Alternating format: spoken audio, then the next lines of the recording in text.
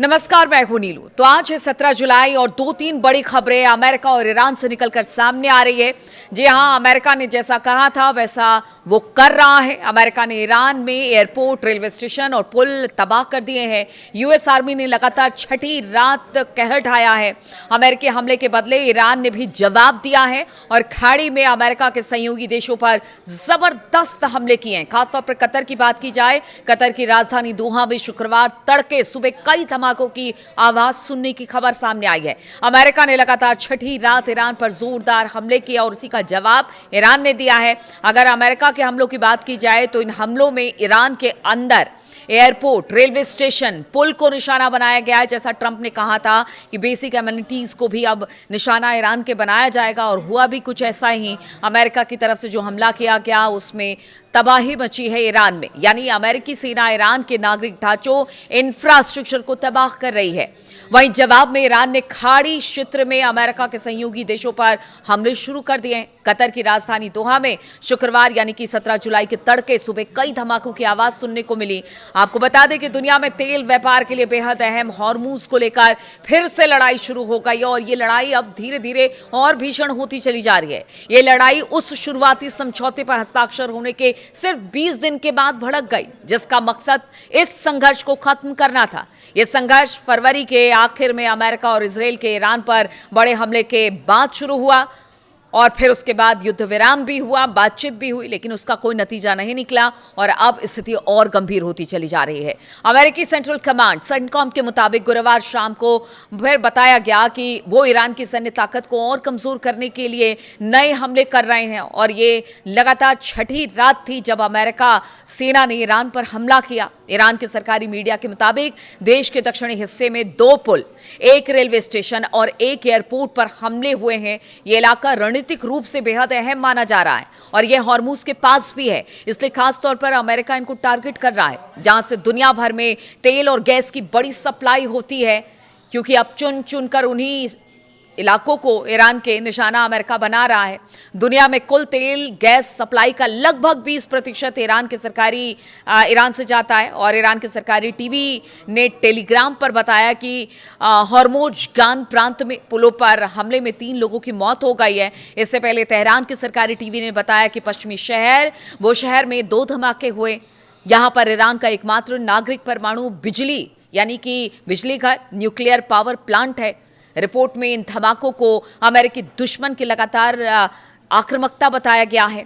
इससे पहले तेहरान ने चेतावनी दी थी कि अगर अमेरिकी राष्ट्रपति डोनाल्ड ट्रंप ईरान के बिजली घरों और पुलों पर हमला करने की अपनी धमकी पर कायम रहते हैं तो फिर ईरान पूरे क्षेत्र के इंफ्रास्ट्रक्चर को निशाना बनाएगा। हालांकि व्हाइट हाउस ने कहा है कि ट्रंप अब भी बातचीत के लिए तैयार है। आप सोचिए कि इतने भीषण हमले ट्रंप कर रहे हैं, अब तो उनके पुलों को उड़ाया जा रहा है, सड़कों को उड़ाया जा रहा है, बिजली घरों को उड़ाया जा रहा है। ऐसे में आप सोचिए कि कहीं ग्राउंड ऑपरेशन की तैयारी तो नहीं है ईरान में। इस तरह की खबरें सामने आ रही है, इसलिए बेसिक इंफ्रास्ट्रक्चर को ईरान के निशाना बना रहा है अमेरिका। लेकिन इसी बीच व्हाइट हाउस की तरफ से कह दिया जाता है कि अब भी बातचीत के लिए तैयार है। ये कैसी बातचीत है जो कि बातचीत बन ही नहीं पा रही है और लगातार हमले तेज कर दिए गए हैं। ऐसे में बातचीत का तो कोई इरादा अब ईरान नहीं रखता। भले ईरान ने बहरीन, कुवैत और जॉर्डन में मौजूद अमेरिका के मिलिट्री बेस पर कई बार हमले किए, लेकिन हाल के दिनों में उसने कतर पर हमला करने से परहेज किया था।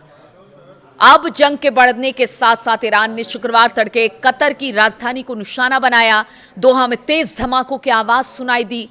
कतर के ईरान के साथ अच्छे संबंध हैं। हमने देखा पीछे किस तरह से दोनों के संबंध सामने आए, बातचीत भी हुई, तमाम चीजें हुई।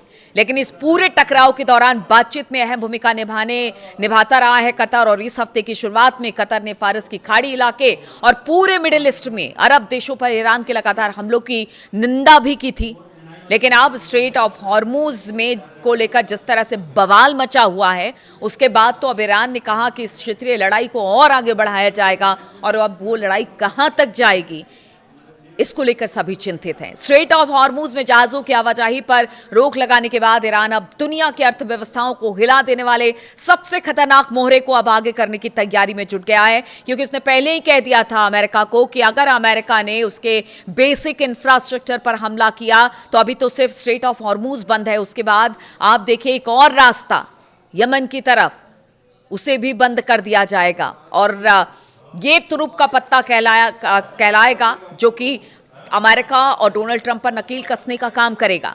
अमेरिका के साथ जारी संघर्ष के बीच तेहरान ने यमन के हुती विद्रोहियों के जरिए लाल सागर के सबसे अहम बाब अल मंदेब समुद्री मार्ग पर पूरी तरह से बंद करने की चेतावनी दे दी है। अगर ऐसा होता है तो दुनिया के 2 सबसे बड़े ऊर्जा गलियारे एक साथ ठप हो जाएंगे और वैश्विक स्तर पर तेल की कीमतें $200 प्रति बैरल तक पहुंच जाएगी और इसी को लेकर पूरी दुनिया हिली हुई है कि अब क्या होगा। और अगर आप सोचिए कि अगर इन दोनों मार्गों को बंद कर दिया जाता है, अगर जितने भी समुद्री जहाज हैं वो अफ्रीका होकर आएंगे तो समय भी ज्यादा लगेगा, पैसे भी ज्यादा लगेंगे। इसको कैसे आखिर जो तमाम देश है दुनिया भर के उसको कैसे बेयर कर पाएंगी और कैसे अपने ग्राहकों तक तेल और गैस पहुंचा पाएंगी, या अर्थव्यवस्था को चलाने के लिए जो इसका इस्तेमाल होता है कैसे कर पाएंगे।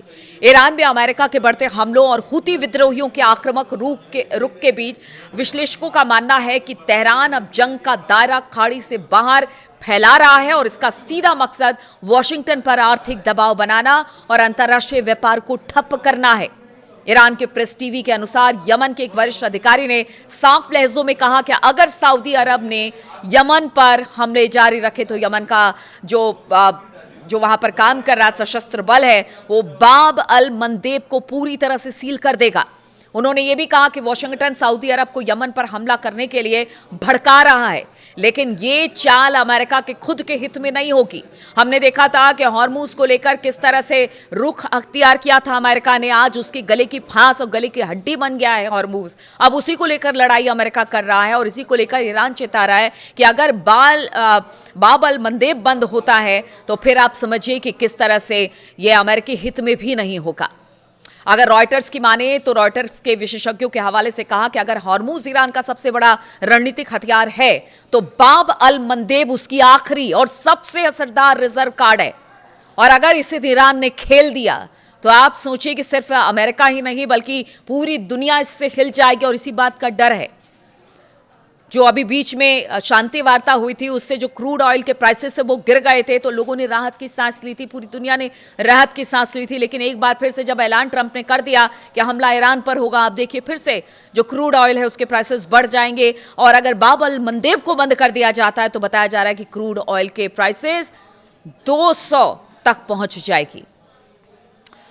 अब देखिए, हाल ही में ईरान के एक अखबार ने, दूसरी बड़ी खबर अब मैं आपको बता रही हूं, हाल ही में ईरान के एक अखबार ने ईरान के किल लिस्ट की सूची प्रकाशित की है। इसमें अमेरिका, इजराइल और ब्रिटेन सहित कई नेताओं के नाम ईरान के सार्वजनिक रूप से ट्रंप को मारने की तस्वीर लगाने से युद्ध के एक और भड़कने की उम्मीद बन गई है। यानी कि हिट लिस्ट में ईरान क्या ट्रंप है ये तो पहले से पता था, लेकिन इजराइल और ब्रिटेन के भी बहुत सारे नेता हैं जो इस हिट लिस्ट में शामिल हैं। ईरान साफ संकेत दे रहा है कि वो बदला लेगा। ईरान के सुप्रीम कमांडर मुस्तफा खामनेई ने अपने पिता की शोक सभा के दिन भी साफ किया था कि उनका देश बदला लिए बगैर नहीं मानेगा। और इस बीच खुद ट्रंप ने कह दिया कि उनको मारने की साजिश ईरान रच रहा है। अब मध्य तेहरान के एंगेलाब स्क्वायर में एक बहुत बड़ा बिलबोर्ड लगाया गया है। बिलबोर्ड में अमेरिकी राष्ट्रपति को ताबूत में लेटे हुए दिखाया गया। वहां से गुजरने वालों के लिए राजनीतिक संदेश और तेहरान का कड़ा रुख दिखाने के लिए पास ही एक मूर्ति भी लगाई गई है। यह मूर्ति ईरान के दिवंगत सर्वोच्च नेता अयतुल्ला अली खामनेई की मुट्ठी को दिखाती है, जिनकी हत्या ईरान के खिलाफ अमेरिकी इजरायली युद्ध की शुरुआती दौर में ही कर दी गई थी।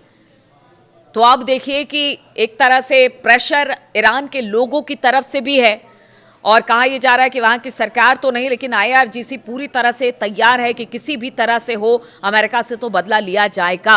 और अमेरिका जिस तरह से हमले कर रहा है उसका जवाब अब किस तरह से आगे ईरान देने वाला है, क्योंकि अब ये मिडिल ईस्ट से निकलकर बाहर की तरफ ये लड़ाई पहुंचती है तो आप समझिए कि क्या स्थिति होगी। अब तीसरी बड़ी खबर ये आ रही है कि क्या पाकिस्तान हूथियों के खिलाफ जंग में उतरने वाला है। जी हां, हूती विद्रोही और सऊदी अरब के बीच युद्ध का एक नया मोर्चा खुलता दिखाई दे रहा है। इससे पाकिस्तान चिंतित है। वजह साफ है कि सऊदी अरब के साथ पाकिस्तान का डिफेंस पैक्ट है और इस पैक्ट के मुताबिक एक पर हमला दूसरे पर हमला माना जाएगा। अब अगर पाकिस्तान हूती विद्रोहियों से भिड़ा तो इसका मतलब होगा कि वो सीधे ईरान से भिड़ रहा है।